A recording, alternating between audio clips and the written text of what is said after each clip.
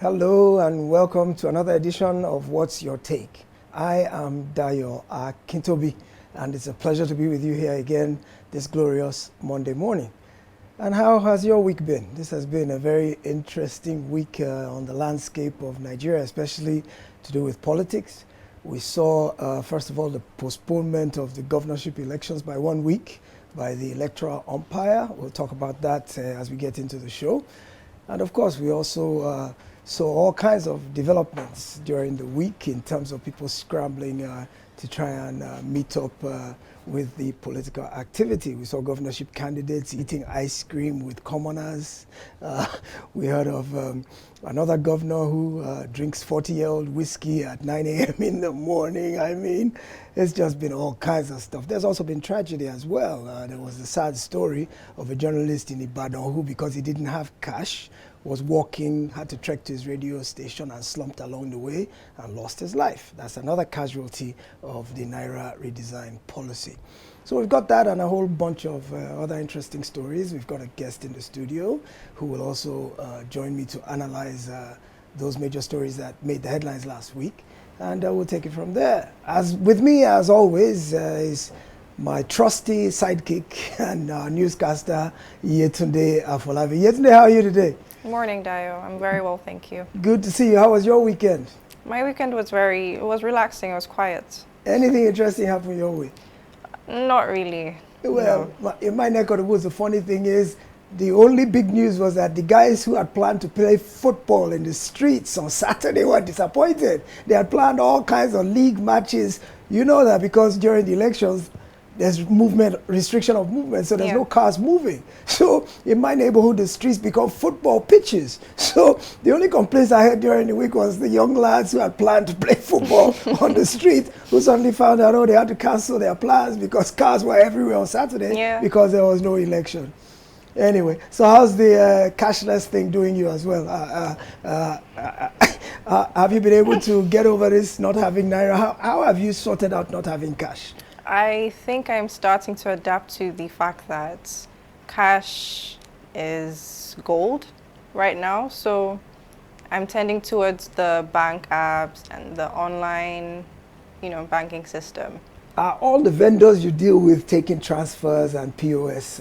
Because I'm aware that a young lad around my house tried to go and buy bread and tried to go and buy plantain a few days ago, and they simply said they don't accept transfers. I've luckily been able to swivel my way around. So I've seen bread sellers that accept transfers, petty traders that accept transfers as well. So I'm quite lucky, I would say. Okay, well, let's hope all of the rest of Nigeria is as lucky, or in the alternative, maybe the CBN will comply with the Supreme Court's directive one of these days and let us begin to see cash. Let cash flow, both the old notes, the new notes, let it flow nicely. But we'll talk about that in the program as we go along. So let me introduce my guest. Joining me to take a look at the big stories that made the headlines last week is Michael Adebowale. Michael is the Social Secretary of the National Youth Council of Nigeria, Koshofe chapter. Michael also serves as the Sergeant at Arms, Youth Assembly of Nigeria, Lagos State chapter. Welcome to What's Your Take, Michael?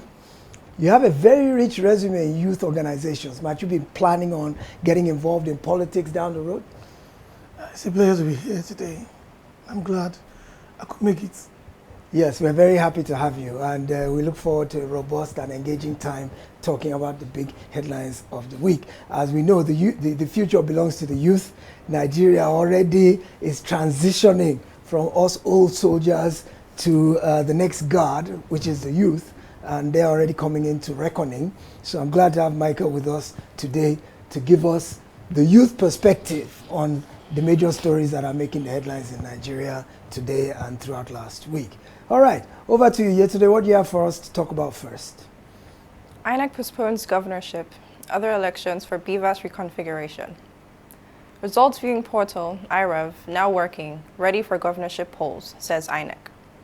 In addition, the Electoral Commission says reconfiguration of the BVAS machine ends today, Monday the 13th, and promises the technology will work seamlessly next Saturday for the governorship and state houses of assembly elections. Over to you, Dayo. Michael, how do you see this postponement of the governorship elections? Was it the right thing to do by INEC? Has it kind of destabilized the whole electioneering process? Has it put some candidates at a disadvantage? Has it put others at an advantage? What do you think? Was the postponement a good thing? Yeah, I think the postponement was a good thing. Looking at the last elections and look at what played out. No party or no party candidate will have any excuse now. Also for INEC too, they will not have any excuse to give concerning the election results.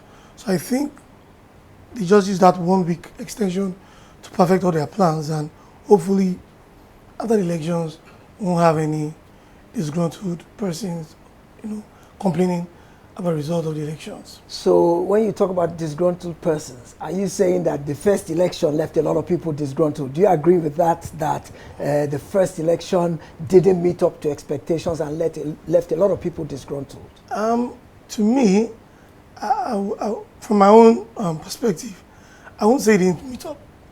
I just felt that the people who lost out just wanted something to hold on to, as a reason for their loss. But INEC has admitted that the BVAS didn't upload results. Are you saying the electronic transmission of results is meaningless and doing it the manual way is okay? No. If you look at the true state of the matter, the only reason why the BVAS was supposed to upload results to the server was for people like you and I to gain access to it. Not just only the people who, were to be voted for everybody. And to me, why I don't see anything wrong in it is we had party agents from each party who had different polling units, who had result sheets, and they all signed. And that was the same result sheet that was taken to Abuja. So you now coming to complain about the results because it was not uploaded has not been correct. I think you're just trying to. So what you're saying is, as long as the results tally, even if it was not uploaded electronically, as long as what was signed by the party agents at the polling unit tallies with what INEC declared in Abuja, what's the issue? Is that what you're saying? Yes, because we all live in a world of technologies, and somehow we always have technology glitches. Yes. So an INEC came out to say that the server was attacked 62 times. Okay. So it wasn't safe for them to upload the results into the server. Okay. So I think that's quite understandable. Yes, indeed. I mean, no technology is perfect, but nonetheless, the point is that INEC promised before the election that its technology would work seamlessly. It also issued guidelines in accordance with the Electoral Act 2022, and its guidelines stated that electronic transmission of results would be the way they would do this thing. And that has, of course, opened the door to challenges based on the fact that they didn't do that.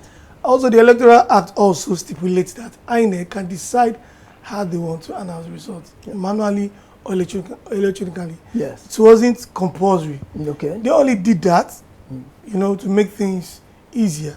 Or like more transparent. Yes. And more credible. Will I say transparent?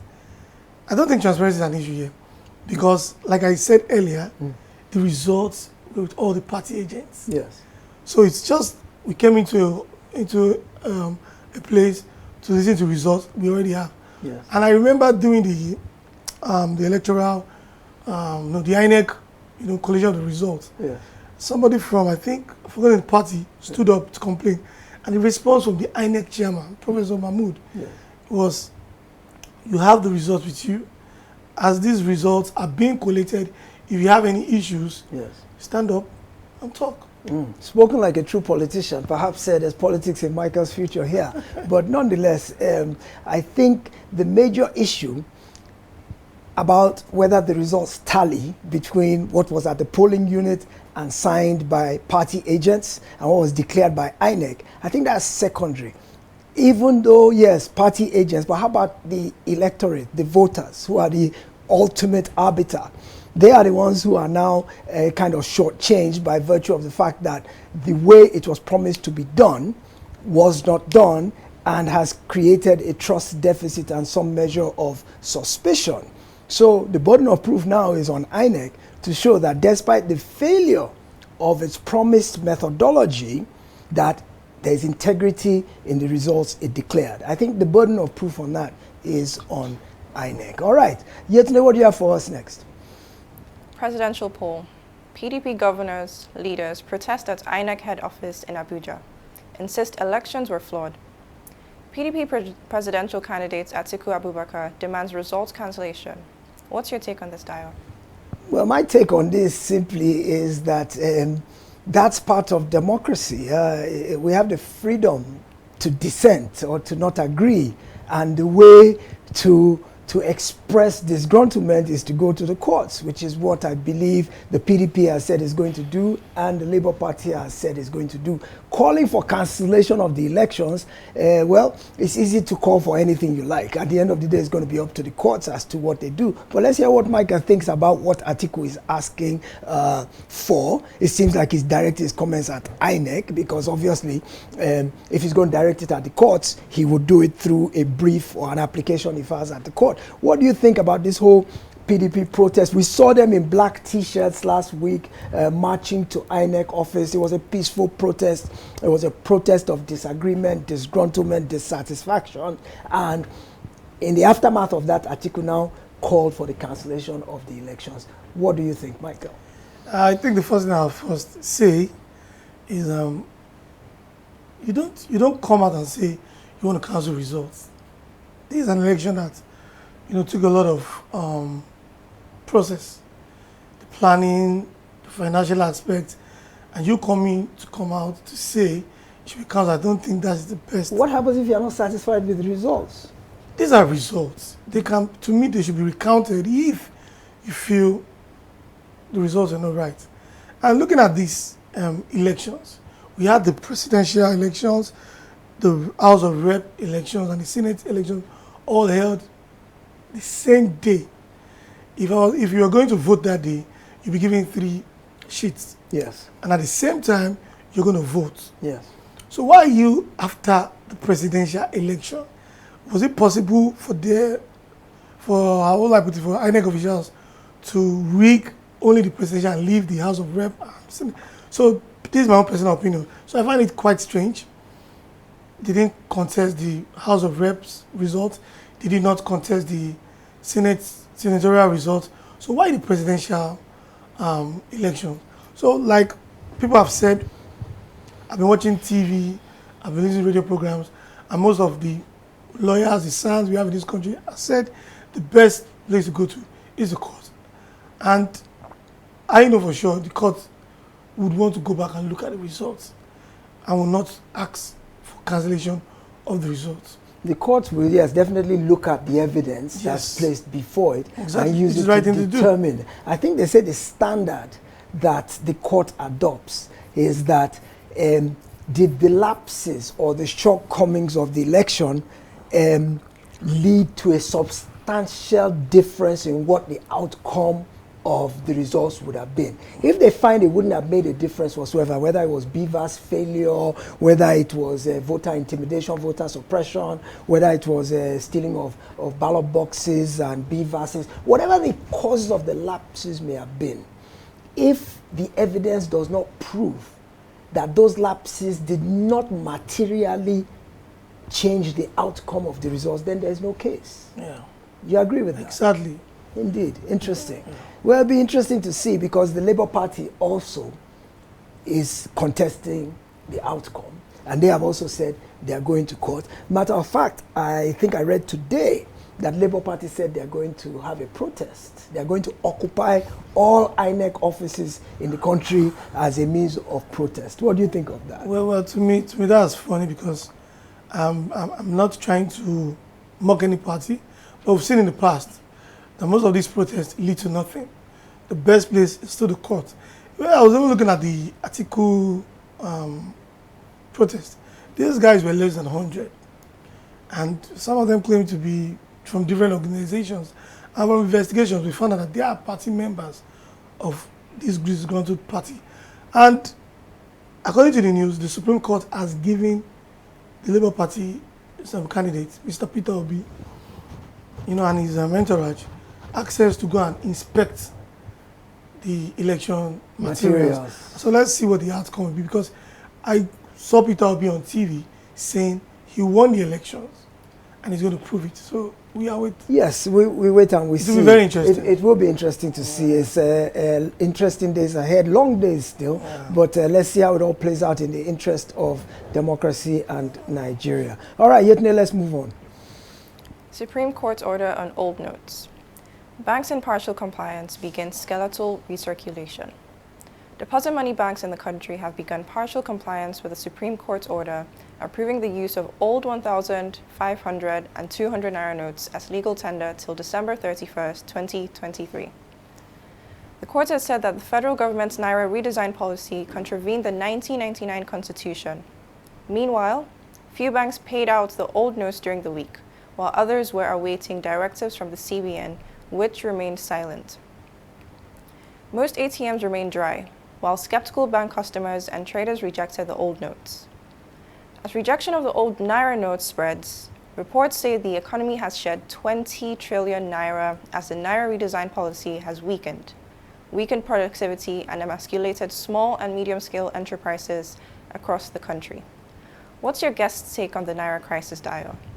Well, Michael, money, money, money, no money in the pocket, no money in the hand, no money in the wallet, no money, but money in the bank account.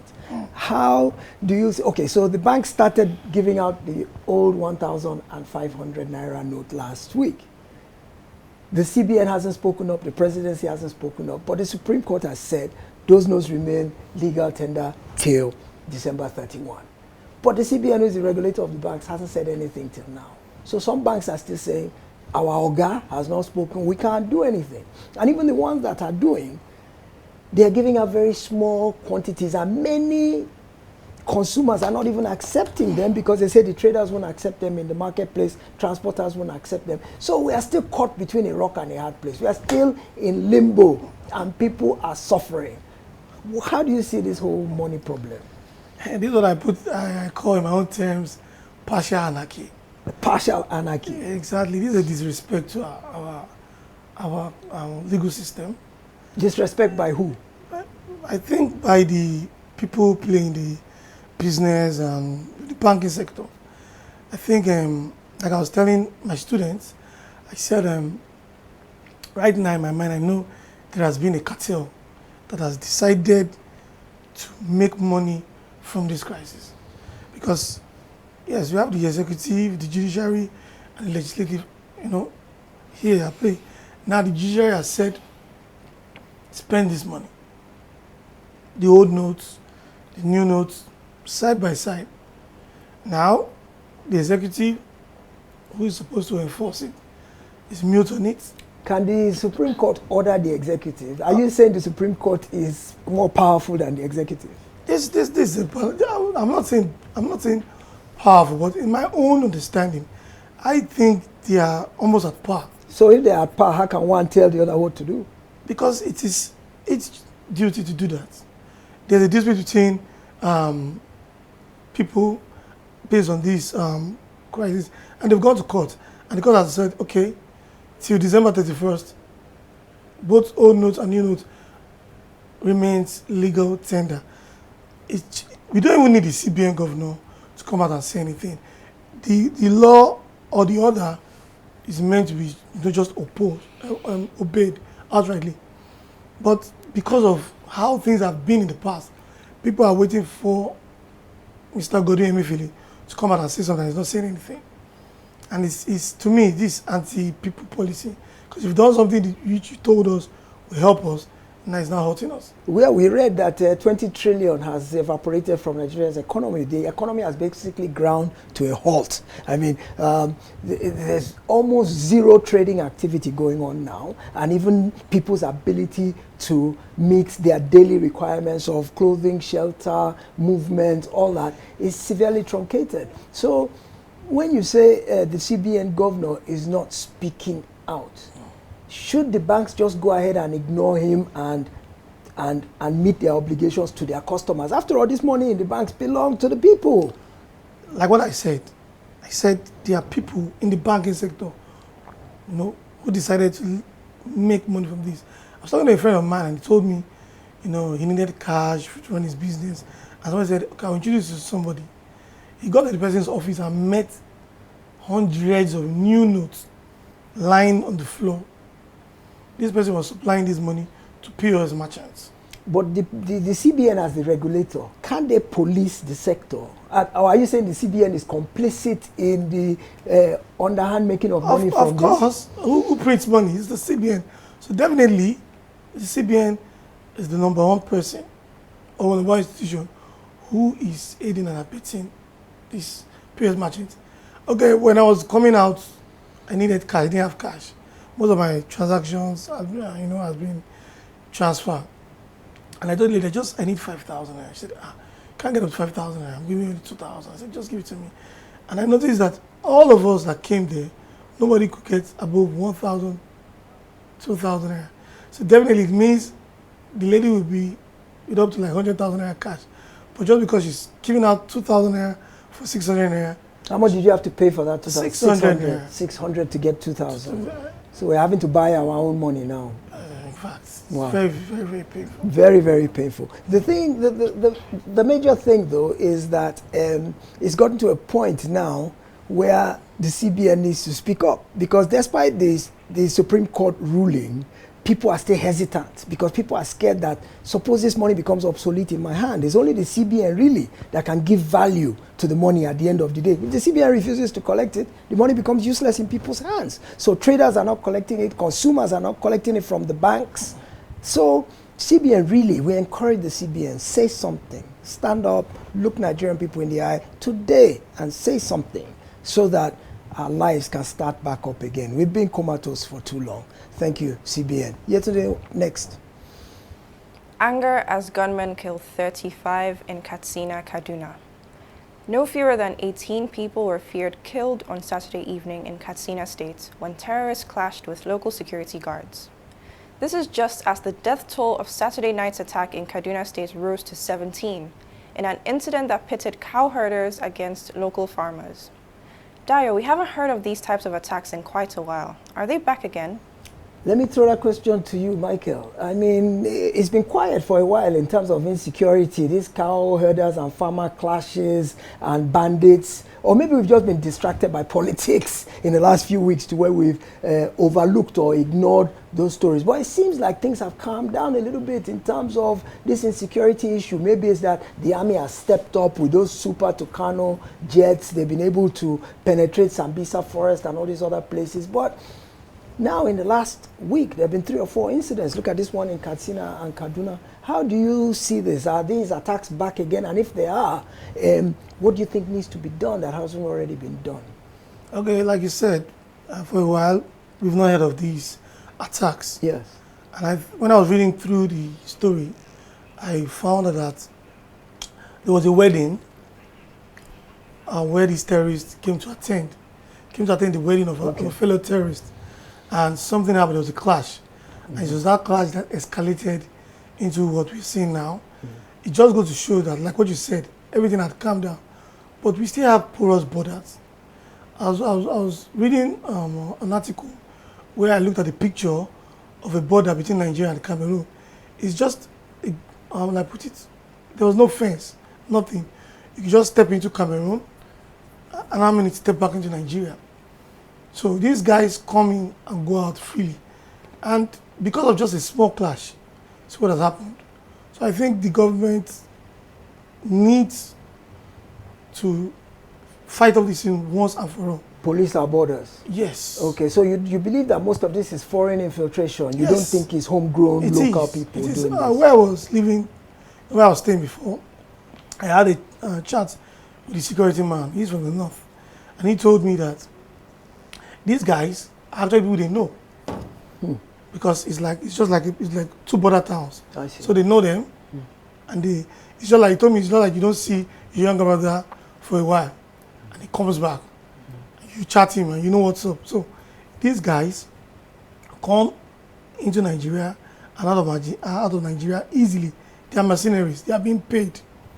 So the government needs to work on our borders, and especially in the northern part of Nigeria. Well, it might sound like cold comfort, but the bottom line is that the army is the one that is responsible for territorial integrity. So if they are really coming from across the border, then the army is actually empowered to go and take the fight to them. Army is not supposed to fight internal insurgencies, really, or anything internal. It's supposed to defend our territorial integrity. So if you are correct that these people are coming from across the border, that gives the army the local standing to go ahead and take the battle to them, and we hope the army will do that in coming days. Okay, Yedne, our last story, we are fast running out of time. So tell us about this disaster that happened in Lagos a few days ago between a train and a bus. Okay. 6 Lagos workers die, others injured after train-bus collide. The Nigerian Railway Corporation, NRC, and the Lagos State Emergency Management Authority, LASEMA, have blamed the driver of the bus for the accident, and the federal government has ordered a probe. According to the government agencies, the bus driver was reckless and ignored safety warnings by railway staff. Okay. Families and Good Samaritans donate blood as 29 critically injured victims battle for survival. The Lagos State University Teaching Hospital has said there are still 43 victims of Thursday's train bus accident on admission in its facilities. Last Youth had on Thursday said it received 102 victims of the train bus crash for treatment. The Ministry of Health, in a statement on Sunday titled Updates on the Bus Train Accident in Lagos as at Sunday, 12th March 2023, explained that 53 victims had been discharged as of March 12. What's your take on this, Dayo? Well, 102 passengers seems like a lot of people to be on a bus, but my understanding is that a lot of people who would have taken public transport to work didn't have cash and opted to go in the free state transportation provided by the Lagos state government, and that's why there were that many people in the bus. So here we are again, seeing this naira redesign policy creating havoc and extinguishing innocent Nigerian lives. So back to CBN governor again. Speak up today, Mr. Emefiele. Last word from you, Michael, on this crash between the bus and the train. From a transport perspective, how could it have been avoided? Yes, last week Thursday was a Black Thursday for Lagos State, and it's very painful that these people had to just end their lives, all because of the mistake of one person. According to the news report, the train was coming, and the bus was flagged down to stop, but he thought he could quickly pass through Before the train came? Before the train. And maybe some mechanical issues happened, and unfortunately the bus could not go, and that's when the collision happened. 2 people died on the spot, and 4 died Subsequently. and got to the hospital. So I think the driver is just the one to take the blame.